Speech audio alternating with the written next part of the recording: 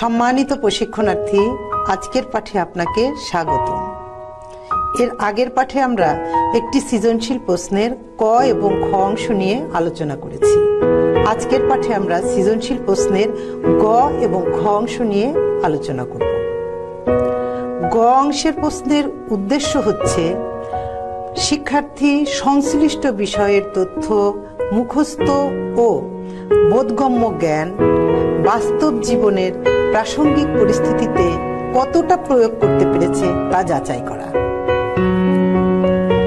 আর ঘ অংশের উদ্দেশ্য হচ্ছে বাস্তব পরিস্থিতিতে বিচার বিশ্লেষণ বা মূল্যায়নে মুখস্থ ও বোধগম্য জ্ঞান পরীক্ষার্থী কতটা কাজে লাগানোর সক্ষমতা অর্জন করবে তা যাচাই করে দেখা।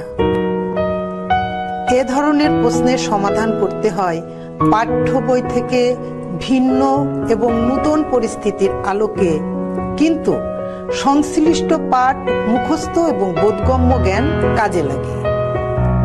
তাই এ ধরনের প্রশ্নের ক্ষেত্রে পরীক্ষার্থীর সামনে বাস্তব জীবনের একটি কেস উল্লেখ করা হয়, যা উদ্দীপক নামে পরিচিত। পরীক্ষার্থী তার জ্ঞান কাজে লাগিয়ে কেসে প্রদত্ত বিভিন্ন সমস্যার সমাধান করে থাকে। স্ক্রিনে আমরা আমাদের একটি নতুন পরিস্থিতি বা উদ্দীপক দেখতে পাচ্ছি। এই পরিস্থিতি বা উদ্দীপকের আলোকে পরীক্ষার্থী পাঠ্য বইয়ে প্রদত্ত তথ্যের ভিত্তিতে সিদ্ধান্ত নিতে পারবে। স্ক্রিনে আমরা পাঠ্য বইয়ের সংশ্লিষ্ট অংশ এবং একটি উদ্দীপক দেখতে পাচ্ছি।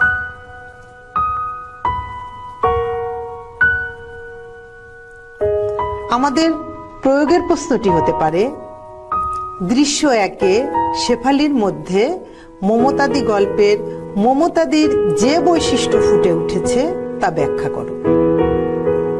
উচ্চতর দক্ষতার প্রশ্নটি হতে পারে, শেফালির করুণ পরিণতি রোধে মমতাদি গল্পের শিক্ষা সায়েম পরিবারের সবার ক্ষেত্রেই প্রযোজ্য বলে তুমি মনে করো কি?